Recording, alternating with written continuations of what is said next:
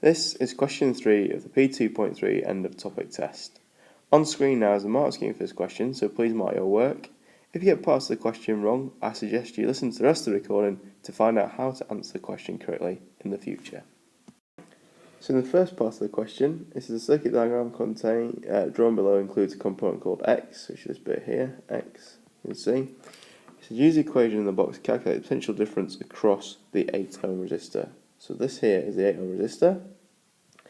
There's the equation, PD equals current times resistance, actually to show how you show clearly how you worked out your answer.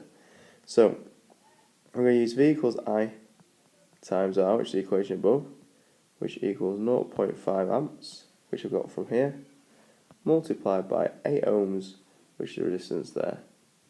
Now if you put that together, if you put that into your calculator, you work out the answer to be 4 volts. In terms of the marking for this question, you get a mark there, and you get a mark for that one as well. The next part of the question, actually, what is the potential difference across component X? Now remember, component X is this bit here. To do that, we need some different information, so we're trying to find out the voltage there. We know we've got 9 volts as a total, so we start off with 9, and we also know that we lose 4 volts here. So we need to make sure the voltage across this one, because it's components in series, the voltage across the components in series is equal to the voltage from the power supply.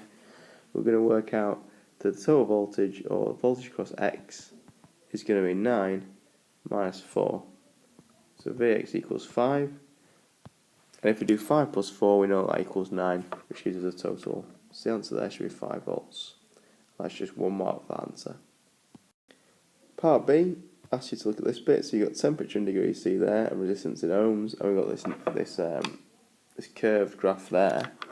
Okay, it says what is component X? So what we've got here is as temperature increases, so temp increases, resistance decreases, and you should know from your circuit symbols that can only be a thermistor. Because for a thermistor, as we increase temperature, our resistance decreases. The last question says over which range of temperatures does the resistance of component X change the most?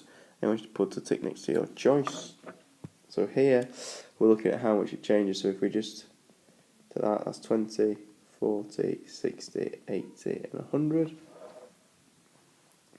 And you can see in terms of the changes, so we get a 20 to 10, so that's a decrease of 10. By the time we get to this one, we've got 10 to 4, which is a decrease of 6. This one here, we've got 40 to 60. We get along a dotted line there, so that's going to be less than 6. 80 again is less still, and 100 is even smaller. So you can see the greatest change is this bit here, which is a change of about 10. So 0 degrees to 20 degrees C. And that will get you a mark as well. That brings us to the end of that question.